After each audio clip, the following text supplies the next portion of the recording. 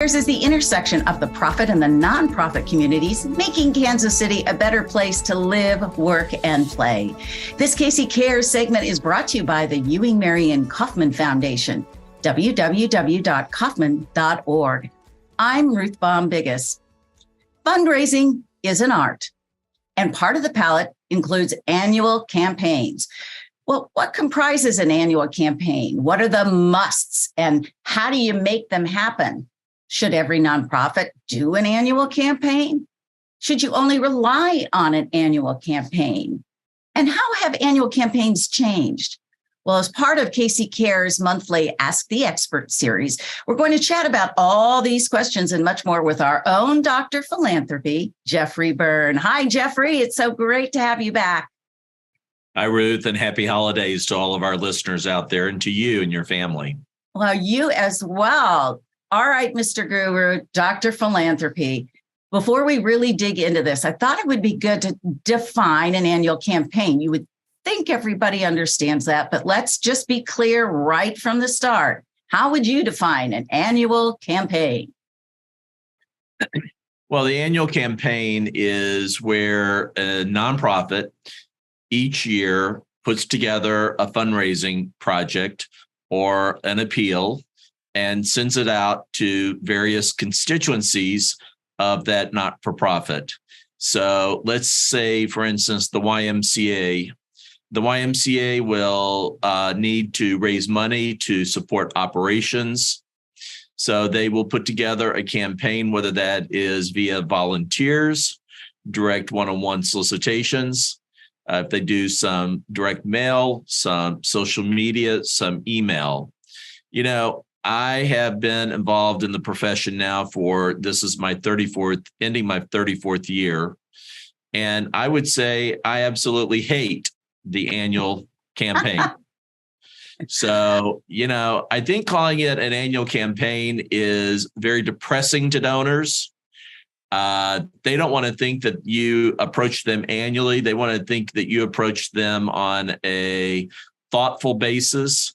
And we can get into that in our conversation about how you title the appeal.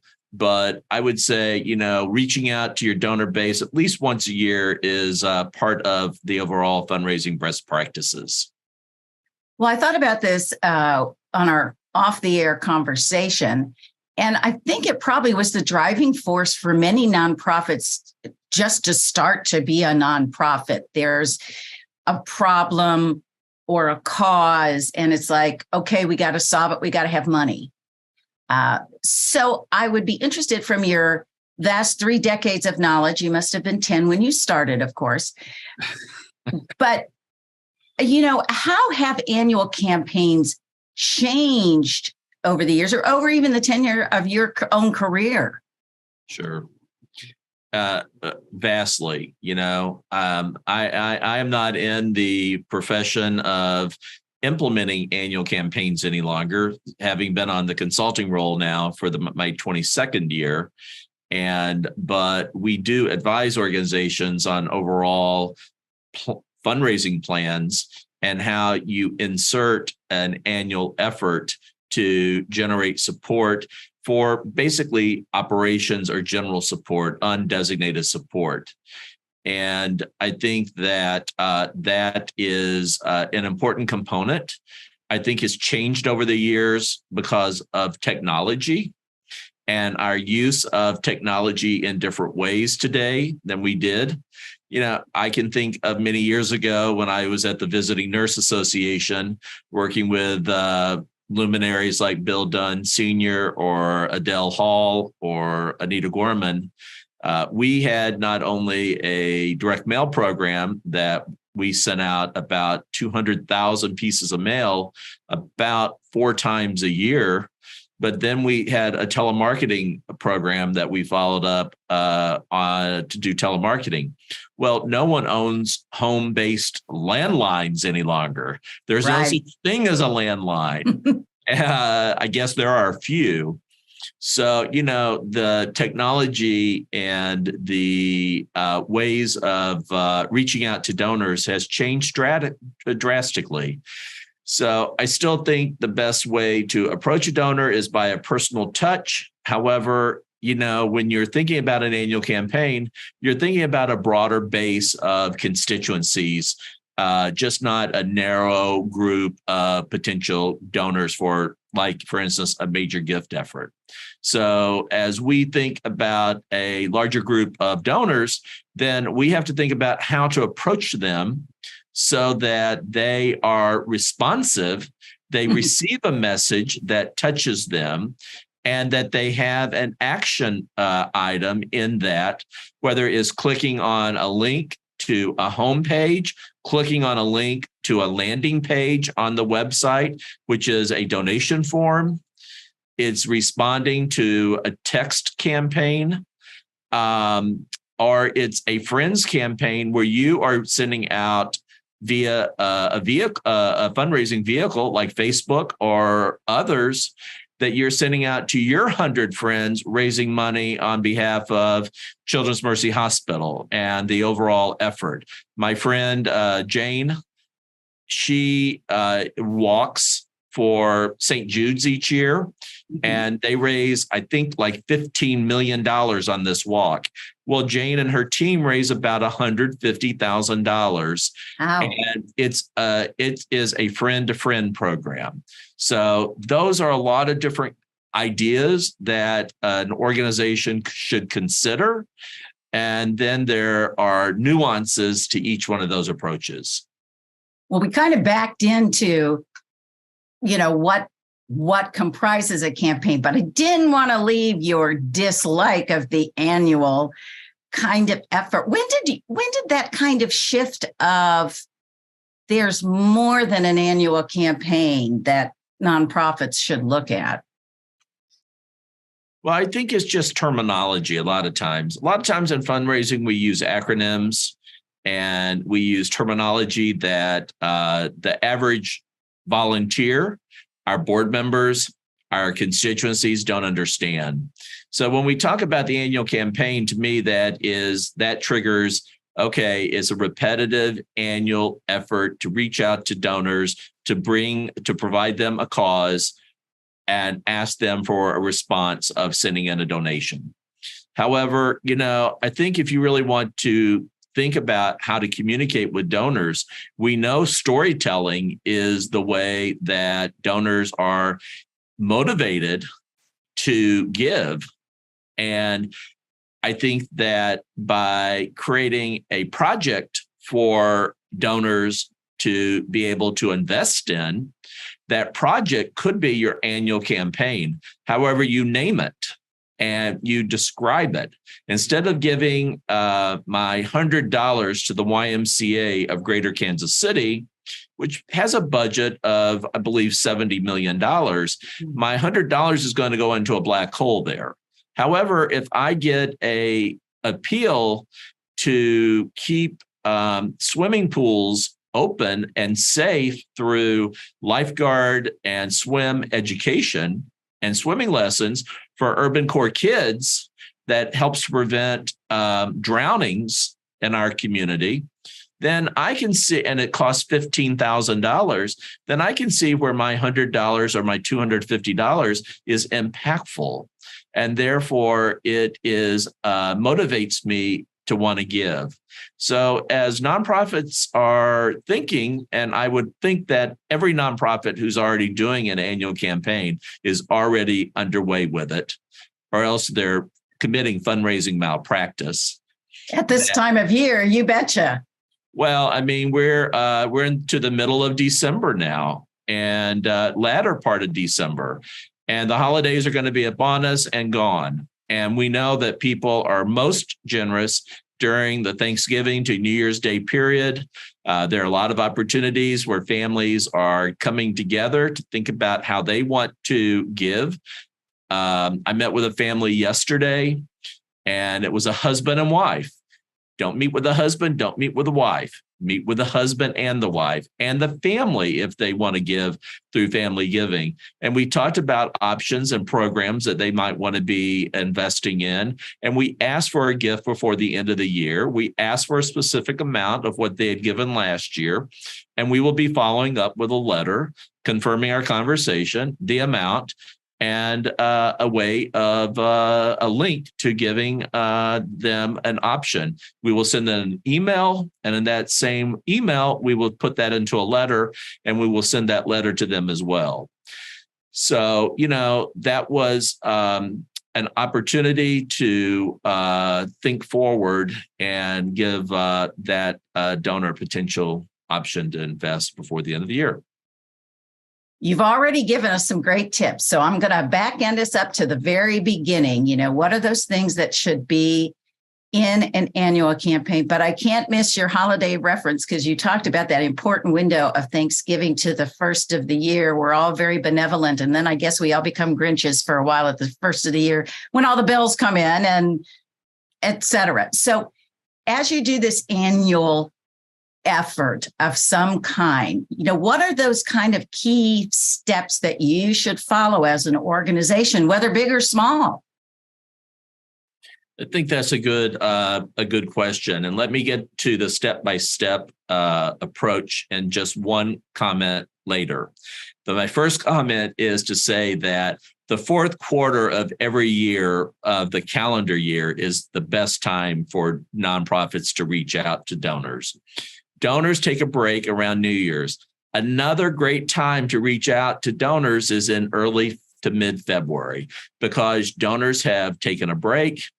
They are probably in the doldrums of the winter, whether you live in Florida, where it's going to be a beautiful winter, or you're in Minneapolis, where it can be very cold and frigid. However, that's another good time of year. And then around the end of the school season, another good time of the year. So those are three tips that I would provide around timing. Now, to talk about exactly what we look for in a campaign, I think the number one thing, you have to pick the project you want to raise money around. And I think you need to be specific and try to package it around a specific project or program that's already in your budget, so that you are raising undesignated dollars, but it's being geared toward a budgeted item already that is part of your operating or program budget. Number two, I think you've got to share that with your development committee of your board or the board of directors. Number three, you need to ask the board of directors and your development committee and the volunteers that serve your organization to give to that cause and give early and upfront. Number four, you have to decide how many vehicles that you are going to employ today. And with technology, I think you should think about a friends to friend campaign. You could think about different types of social media. You can think about an email. You've got to create a website. On your website, you've got to create a page, a landing page that explains and reiterates the appeal that you're making through whatever various forms of communication and solicitation. You also, want to have a good landing page. So if I was asked to contribute to a senior services program that I have been involved in professionally for the last 18 years. I am going to do that, and I'm going to give in honor of the retiring CEO who I've had about an 18-year relationship with. I asked them to send me a link to their giving page, and they said, we don't have a link and we don't have a way of electronically accepting gifts. Red flag. Okay. Now, I'm not going to name who that is, but, we have advised that they put together on their website a giving link and then provide an access and do the background work that they need to do to be accepting online gifts through different forms. So I think that there are a number. I think then you've got to launch your campaign. You've got to have a timeline for it. Number 7, I think you need a timeline for the effort. Are you going to send just one appeal? Or are you going to send multiple appeals? Are the multiple appeals going to be a little different and tweaked to create urgency each time? A lot of times they say send 3 appeals for a cause, and each one create a little bit more urgency.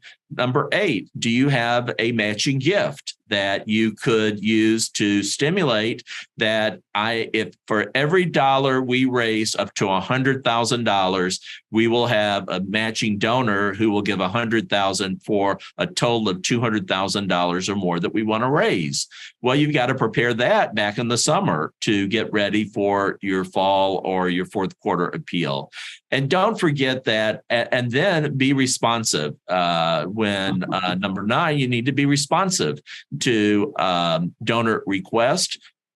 Number 10, you've got to be a backroom operation to receive the donations and to process them in a manner during the holidays where you are processing the donation, you're getting recordings, you're getting updates, and you're also receiving the donor within a time period that follows your own fundraising policies and procedures. So it's not an easy process. It's a very complicated process, but it can be a real effective tool for, some undesignated contributed dollars to the overall budget. We're talking to Dr. Philanthropy, Jeffrey Byrne. So it's Jeffrey's top 10 of how to get an annual campaign together and run well. I wanted to go back to your point about this one organization. You said, you're ready, you're gung-ho to give, send me that link or tell me where to do it, and they were not set up. It kind of raises the question to me, you're sitting in your nonprofit, it's the staff, maybe some lay leadership, and you're saying, oh, we need to go do this. And something comes up, let's say in the news flow, let's just go do it.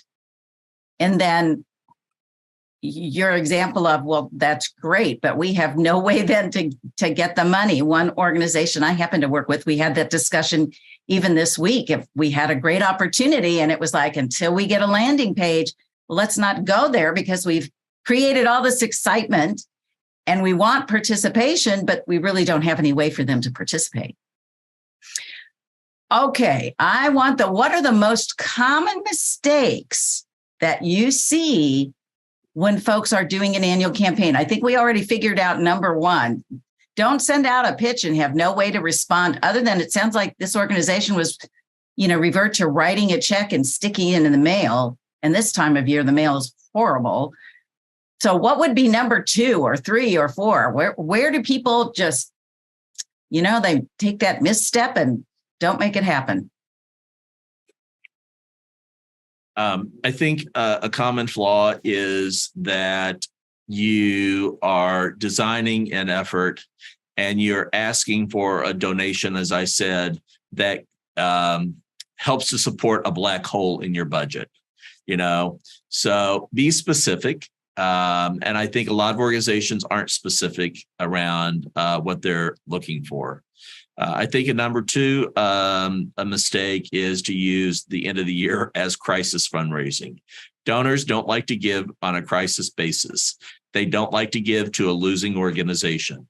They don't want to hear that you're in crisis and that you need X number of dollars to keep the doors open or to keep programs continuing. If you have programs or projects that are worthy of contributed dollars, then you need to be raising money from strength, not from weakness.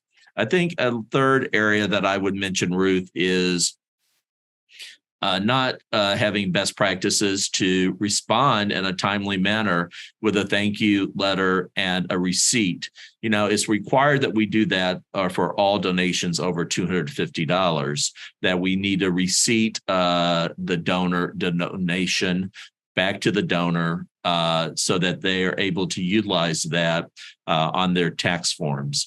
I think also a timely response of thank you, regardless of what type of donation it is, an amount, is respectful to the donor. I was involved in an organization, I still am very much, that I give to multiple causes with this and within this one organization.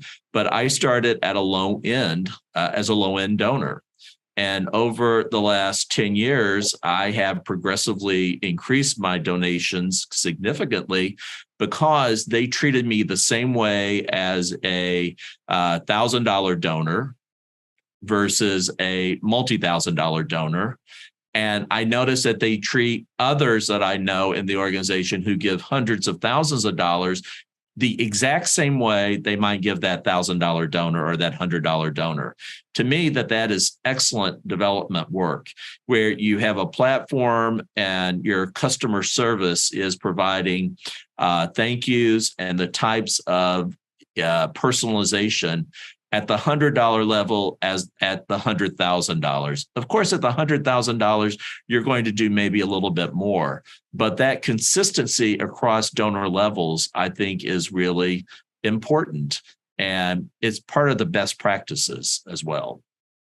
I wanted to go back to your comment for a minute on crisis fundraising. And I'm going to challenge you for a minute. I understand you don't want to put out there, we're going to have to shut the doors if we don't get your donation. But what about crises in the world? For example, the last year plus, we've been dealing with the situation in Ukraine and its sad humanitarian impact. What's your thoughts if you're an organization that's supporting something like that, or a massive tornado or a hurricane? Can you use that to fundraise, to say, this crisis is happening and we need your support so that we can send food packets or whatever it is that you're trying to help as the nonprofit?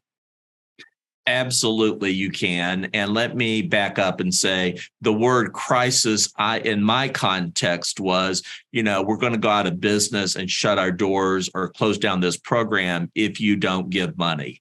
To me, that is a real turnoff of a message. Absolutely. However, with natural disasters of hurricanes and fires and volcanic eruptions in Hawaii, those are really causes to raise money around. And there's urgency and there's situations that you want to make available. Certainly, the war in Ukraine has been a rallying cry around the world to support the Ukrainian people and their struggle. And I think that those are really legitimate opportunities to do crisis-style fundraising. However, even in crisis fundraising, which the American Red Cross uses a lot with disasters, the Salvation Army and their response to situations of fires puts a family out of their home, they also have just limited bandwidth as well to rally the troops per se to the cause. And so you have to be judicious in the way you're messaging your appeal so that you don't wear out your welcome and you don't become so repetitive that the donor has fatigue with your organization. Let's say I am an annual campaign donor. I make a gift once a year to Widget Nonprofit. How many times should I anticipate hearing from the organization? Or let's flip it to our nonprofit audience. As the nonprofit, how many times should I be touching that person that gave me that one-time gift? I think that's a really excellent question. And I don't know if there's really a good answer, textbook answer to that.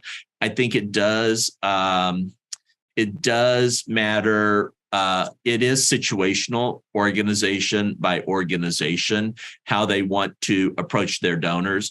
I would say, you approach your donors a number of times a year with perhaps electronic newsletters, maybe electronic updates, maybe a paper update, maybe a telephone call from the development office or a board member.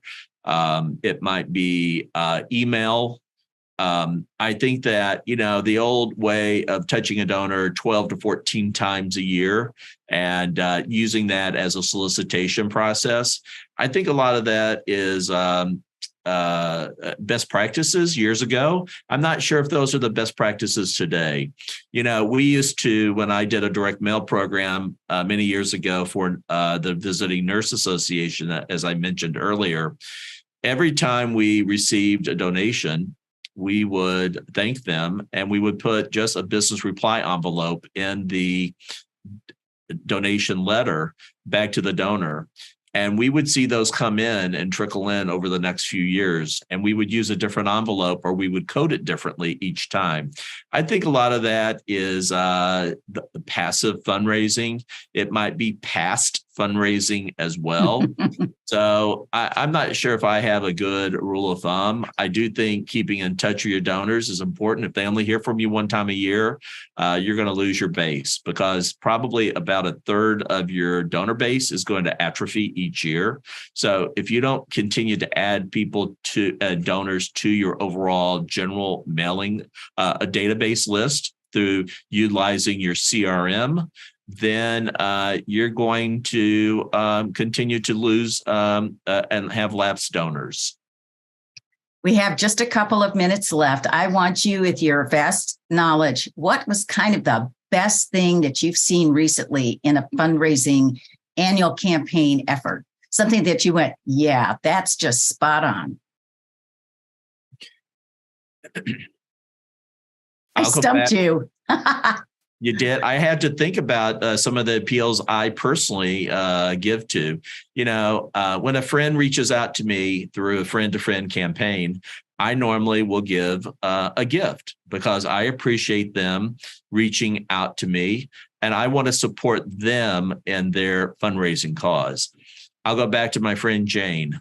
My friend Jane has been walking now for St. Jude's for 8 years. This was her last walk, she said. She's going to put it to bed and go and support another organization. But what St. Jude's does so well, and they have millions of donors, is that they can communicate with you electronically and by mail very effectively in telling stories. So I think the best way I have been approached for fundraising appeals over the years has been to hear a story about how a donation changes the life of a person, heals that person, provides a cultural experience to the community, maybe provides shelter and adoption services for pets and animals, provides, a good environment for our world. All those are different causes that I think are really important. I think that's what we do in fundraising. We storytell. So I think the more you tell stories, the better your message will be received. Jeffrey, as always, this has been great. And I just want to say to our audience, there are so many nuggets in here that are so useful.